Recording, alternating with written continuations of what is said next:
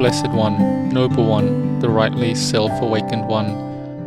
Homage to the Blessed One, Noble One, the rightly self-awakened One. Homage to the Blessed One, Noble One, the rightly self-awakened One. Welcome to all the monks and novices, and blessings to all the laity.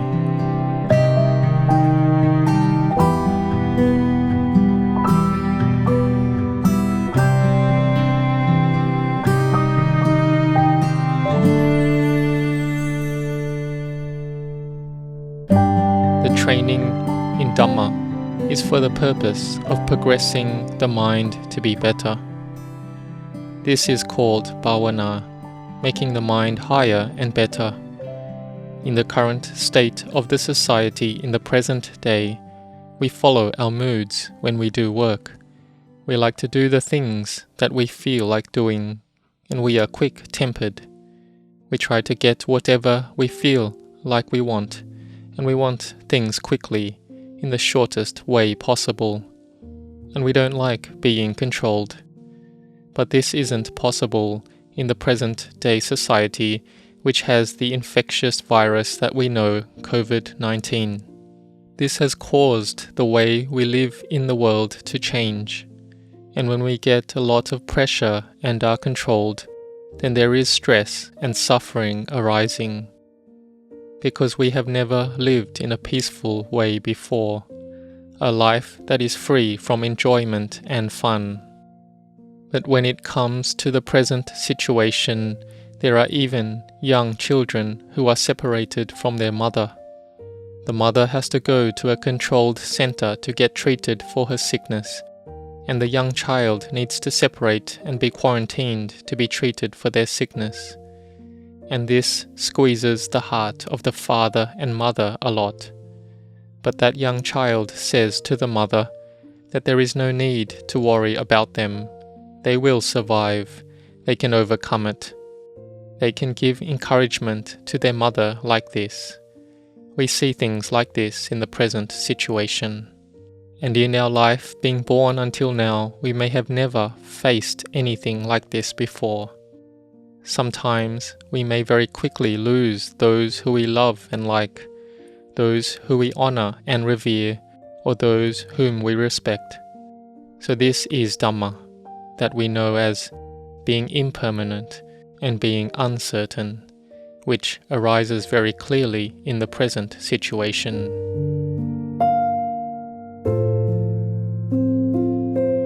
So what is important is having Dhamma, which is the way to protect our minds well.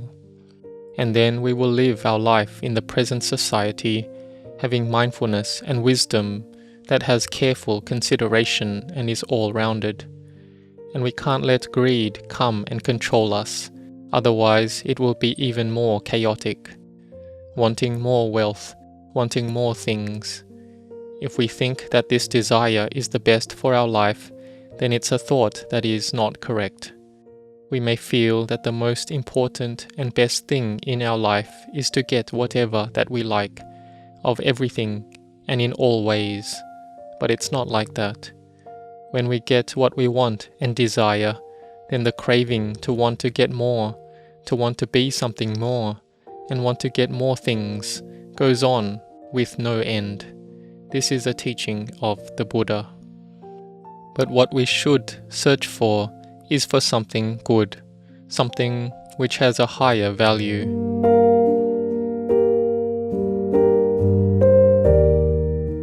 But whatever our situation, we do live in society and the world, so we do need to have the 4 basic necessities in looking after our life, and we need to find wealth and search for wealth. So there is the wealth that is material and has a shape, or it can be the wealth that has no shape but still has value, which comes about according to the laws of the country. But if it's wealth in terms of Dhamma, then it is separated into material wealth and the noble wealth. So there is the outer wealth and inner wealth. The outer wealth we know about, like the possessions we use, our house, the supports for maintaining the body, like food and medicines. This is called material wealth, whether directly or indirectly. But we people go look for this outer wealth more than what is appropriate, fully putting in one's strength of body and mind to seek outer wealth excessively. And sometimes there is sickness that follows, which is a bad result. Like one senior monk has said, what are people thinking?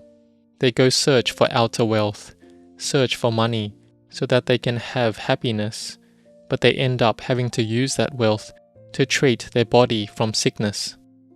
Because searching too much for outer wealth causes sickness and disease, they need to use the strength of their body and mind to get it, and then sickness and disease comes up. Then the money and the wealth they get, they need to treat the body. So this has to be done in the right amount. We have enough to survive, are not distressed and not lacking, but we need to have the time to find some of this inner wealth. The outer wealth, the money and gold, is not lasting, stable, or stays safe. Sometimes it may be taken from us. The wealth may disappear one day. It is possible. Or it may be a cause that its owner gets into big trouble because of it. If the owner likes to boast, likes to wear the gold or valuables on their body, ornaments around their neck or on their wrist, they may catch the eye of a bad person who comes to kill or to steal it away from us. So if we have wealth and we don't know how to maintain it well, it could be a danger to its owner.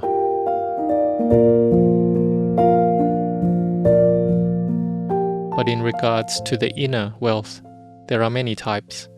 We call it supreme wealth because it is far from enemies. That is, there is no one that can take it away from us. And there are 7 types of inner wealth. There is the wealth of saddha, the faith and confidence that we have here. Even if you are a child who is learning, you have faith and confidence in the teacher. So you come to this or that school and are determined to learn, study, and find knowledge so as to gain wisdom.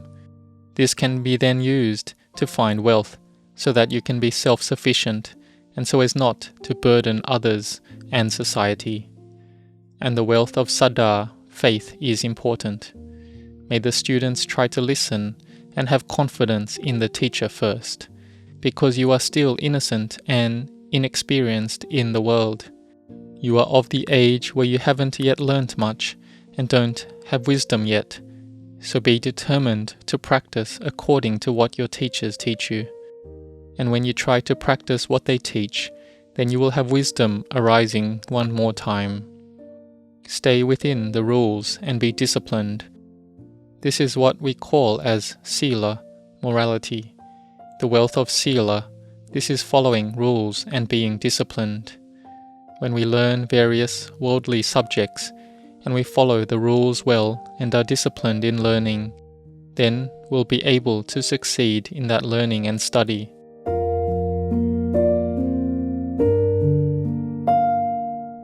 But if it's in terms of Dhamma practice, then the wealth of sila is the 5 moral precepts, the 8 precepts, the 10 precepts, or the 227 precepts. This is contained in Dhamma practice and bhavana. It is maintaining one's actions and speech to be peaceful and restrained. And the next virtues are the wealth of hiri, a sense of shame, and ottappa, a fear of wrongdoing. This is a great wealth, and everyone needs it in their minds. Sometimes those who have a high status and responsibility, they have finished their studies and are well educated, but they don't have hiri, a sense of shame, and ottappa, fear of wrongdoing, and they err to wrongdoing. Sometimes they have to take an exam and they get someone else to take the exam for them. This is wrong in terms of sila dhamma, morality. And when this is discovered, it makes them lose all things, lose their job, fail their responsibilities, get a bad reputation in their life. They lose all sorts of things because of having no sila, no hiri, shame, and ottappa, fear of the bad consequences. This is an important virtue of a Deva or Devata, a heavenly being. So humans need to have Sila, and Devas need to have a high level of virtue, that is Hiri, shame, and Ottappa, fear of wrongdoing. So those who err to wrongdoing, they have an unskillful state of mind, and they do something that breaks their Sila Dhamma, like they may get someone to take their exam or kill a living being. And breaking Sila Dhamma is the cause for chaos and no peace. Agitation and worries come up instead of receiving peace. And living a human life, we need to reduce the agitation and worries in the mind, in the search to gain, or the agitation that comes when we do get that wealth, and then the agitation still continues with no end. That is not peace. We have to try to be able to end this agitation. Being a student, we have to reduce the agitation and worries in studying.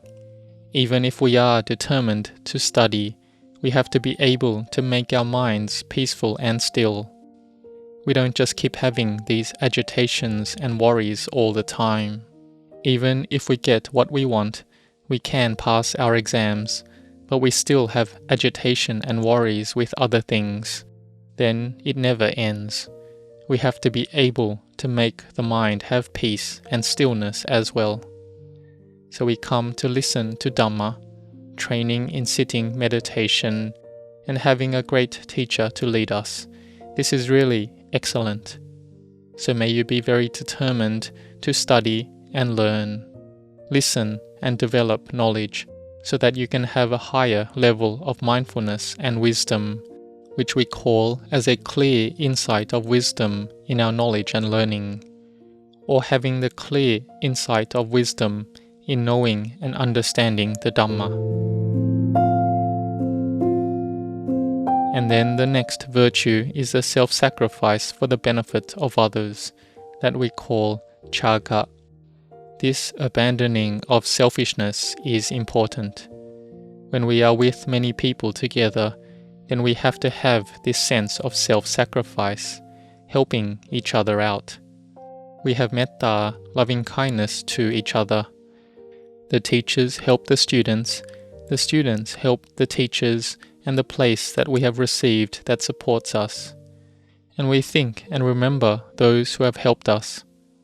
Then we will be a good person in society, someone who is diligent in cultivating wisdom to arise.